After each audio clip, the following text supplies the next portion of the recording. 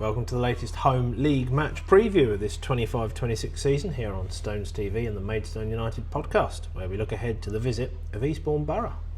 So to our visitors and their departures since the summer, as well as some more recent ones.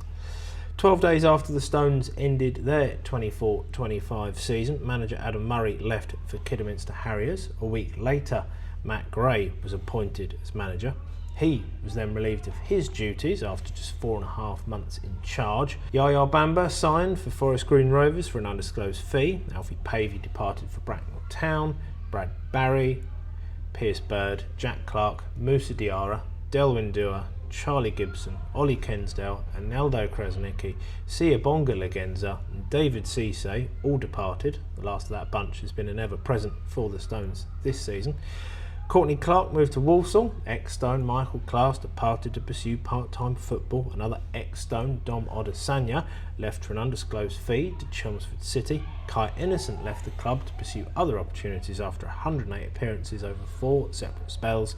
And under-18 defender Jack May signed a 2-year contract with Swansea City. And breathe. So after coming so close last season, Nigel, the Sports have had a bit of a clear out in almost every department. Sounds fairly familiar. Your thoughts on that period of upheaval they've had?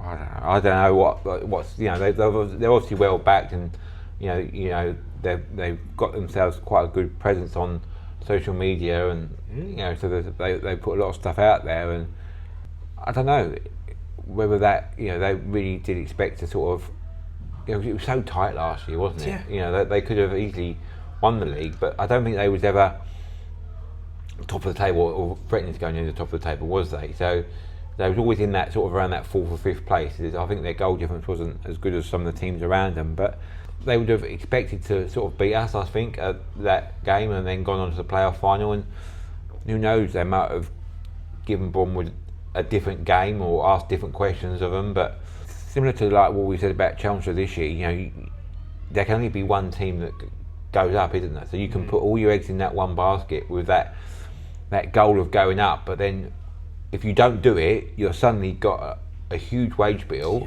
and then the manager that signed all those players goes off, whether that was by design or if he just did want to be closer to home. I don't think anyone sort of, whether you're close to that or not, would ever know the truth. But and then as is the way with these managers, they move to Kidderminster in Murray's case and takes a lot of the players with him.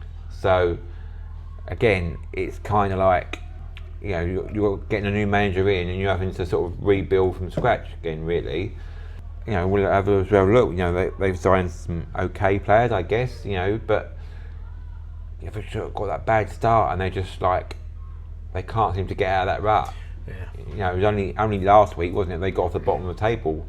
Yeah. Matt Gray has since gone, but when they announced that signing, I thought it was a good signing because his last appointment, he took Sutton out of the actual National League into the Football League, and then took him to the Football League trophy the following year. So he's built up that experience. But again, I don't know, because all the players went, so he had a chance. He had a blank canvas kind of thing to really, whether he had the same budget as what Adam Murray did, it would appear not, but.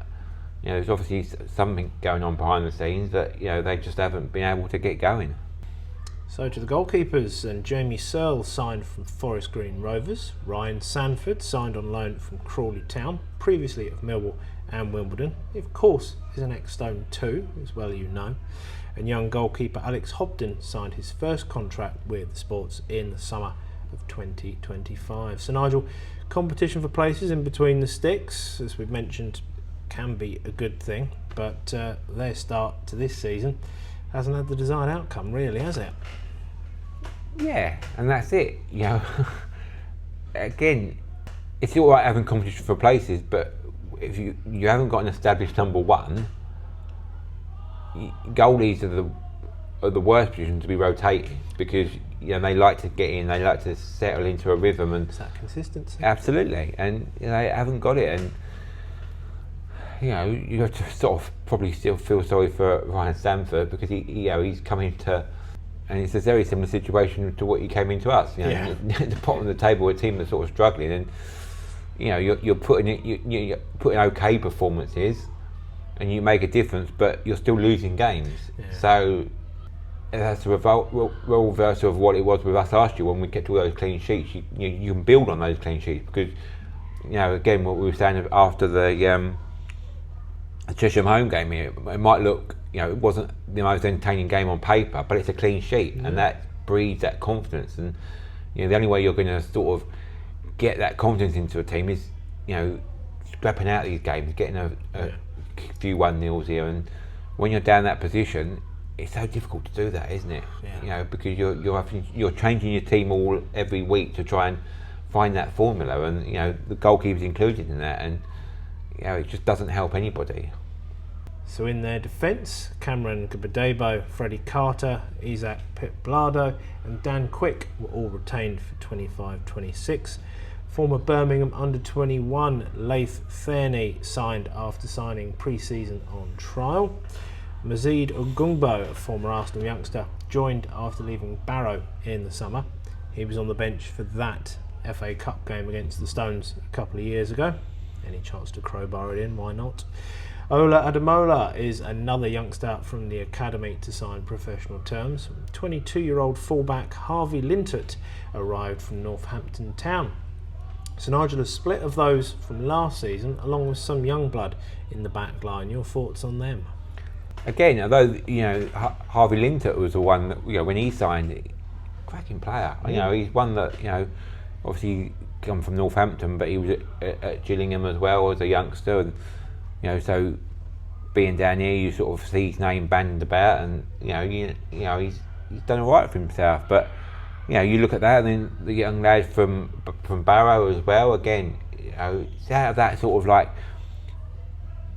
Something that impressed me is that you're not just going for the tried and trusted local players. It's quite easy to go and get some youngster from Brighton or something like that. But as we've said often enough on these things, things, but you're thinking outside of the box and getting these players in that maybe have played at a higher level. They want to just come back closer to where they live, and it's finding that balance, isn't it? We're going to probably say it throughout the whole of the thing because they have signed some good players. So throughout the whole of this preview that we're going to look at them, and but again it's just that finding that formula, isn't it? That winning formula. That's what it comes down to, and it's not something that you can go down the local supermarket and I'll get 3 points today, thank you very much. Because you've got other teams that are coming in, and if that confidence is low, teams will just pick you off. They had a bit of a tough start with the way the fixtures worked out, but it's a difficult one for them. It's going to be interesting to see where they're going to go and sort of what road they're going to go down. Whether they're going to sort of rein it in a little bit, so to say, and go with that sort of youngsters. And as you said, they've promoted a few players up from their youth set-up. So and then just hopefully, probably from where they are at the moment, it's just going to be a good season for them. It's going to be sort of standing out that. Staying National League South next year, isn't it? Similar to the first season when the owners come in, isn't it? But that's probably not going to appease the fan base much because after last season you're going to want to be kicking on to win the league, aren't you? Exactly. With the backing that you've got, but and that's probably where the pressures come from. And you've got a manager in like Matt Gray with all that experience, and just finishing outside of the bottom four, wouldn't have been on his bucket list at the beginning of the season. So you don't get somebody with that experience in to sort of just finish in 18th, 19th place, do you? So in the midfield, and Jaden Davis and Josh Anifawose were retained for 25-26. Mo Sagaf signed after leaving Boreham Wood in the summer. He previously played for Carlisle and Dagenham, amongst others. Attacking midfielder Imani Languedoc signed following his release from Fulham, where he had been since the age of 11. Craig Eastbourne, former Sutton captain, made Eastbourne skipper after being signed by his now twice former boss Matt Gray. Ex-Stone against the Stones, Tate Trusty signed after leaving Maidstone in the summer. Wingers Joey Footy and Jesserun Uchabeglum signed from Sheffield Wednesday and Oldham Athletic respectively. Midfielder Arthur Grout is a young player who caught the eye in pre-season. He signed a professional contract this summer. He was man of the match on debut, and I've heard that he works well in between the lines. If that doesn't make you laugh, I don't know what will. Nigel, they will have that grout in the midfield, but their results show not much has stuck together at this point. Probably more grit needed, perchance. You look at the signings they made in there, and Mo Sagaf's another player that has got loads of experience. Yeah. Craig Eastman, I mean, he was captain of that Sutton side that got to the 5th round of the FA Cup, and they knocked out Leeds and eventually lost to Arsenal, didn't they? As a former Arsenal youth player himself, and whether that's again, you've got to question, it's not in a bad way, but these players, they're coming to the tail end of their career. And Matt Gray, like you say, is a manager that as we know, these players follow these managers around. And now that Matt Gray's gone, he's probably going to be one of their highest earners there. Which way do they go? Do they keep him on as captain, or is he up for that fight? Because he wouldn't have signed for Eastbourne Borough at the beginning of the season. It's been a relegation scrap. So you've got these players on your books that there's going to be another period of sort of like clearing out some of the players that the manager doesn't want, or trying to get their buy-in to progress the club forward. It certainly wouldn't have been on the owner's sort of agenda at the beginning of the season, would it? So again, it's sort of kind of having to rebuild mid-season. So up front, and Will Harley and George Alexander were retained for 25-26. Alexander scored 24 goals last season for the Sports. Pemi Aderoju signed on a season-long loan from Peterborough United. Kingsley Nokia signed from Epsom and Ewell. He had 6 goals in 10 appearances with his former club this season before the move. And Victor Akinwale joined from Crystal Palace on a season-long loan. So Nigel, they may have been misfiring so far this season, but we know they've got goals in them when they get going. And I think probably George Alexander, he's probably the highest goal scorer from last season still playing this league, with the likes of Tyler Harvey and... I mean, Kwesi Appiah's still at Ebbsfleet technically after... Yeah, I suppose so, yeah. But you'd probably put those two on a par. Yeah, exactly. And we know what threat they pose, and it's what I think we've probably got to be wary of is, the players that are... Because although that they have, a lot of players did go, they've still retained a lot of them players that were there last season. Yeah.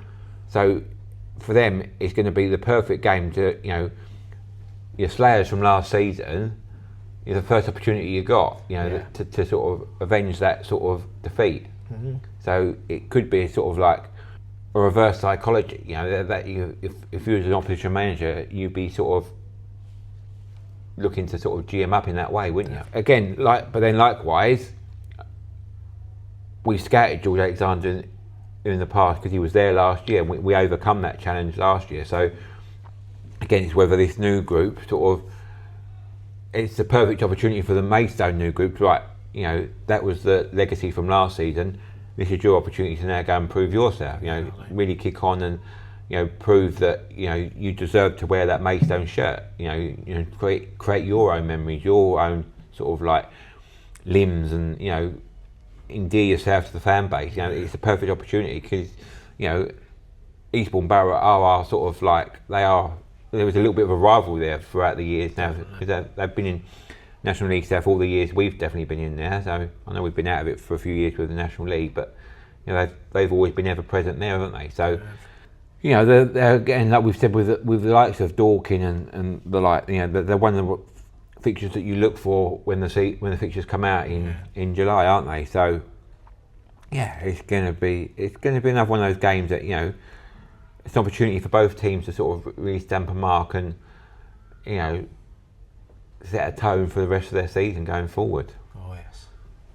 So the Sports form, as their league position suggests, is not great. No win in the league at time of recording. They travelled to Maidenhead at the weekend, of course. Their Pink Army. 5 draws at Farnborough and Ebbsfleet, as well as at home to Salisbury, Hemel and Slough, and 5 defeats at home to Hornchurch and Dover, and at Bath, Horsham and AFC Tottenham. Their only wins have come in the FA Cup against Epsom and Sholing before Bournemouth dumped them out 3-0 last weekend. So Nigel, tough start for them this season. Do you see them turning a corner here on Tuesday? Well, I wouldn't rule it out. I mean, I never like to, as I've said before, don't to bet against your own team, do you? But they have, the draws that they have got there have been against the teams that you expect to be up at the top of the season, at the top of the table. So whether that be a motivating factor, and like we say, teams that do have that little bit of energy coming to the Gallagher, don't they? Yeah. So, it could be the perfect storm to get them going, or it could be another nail in their coffin. Let's from a Stones point of view, hope it's the latter. Yes, let's hope for the nail, shall we?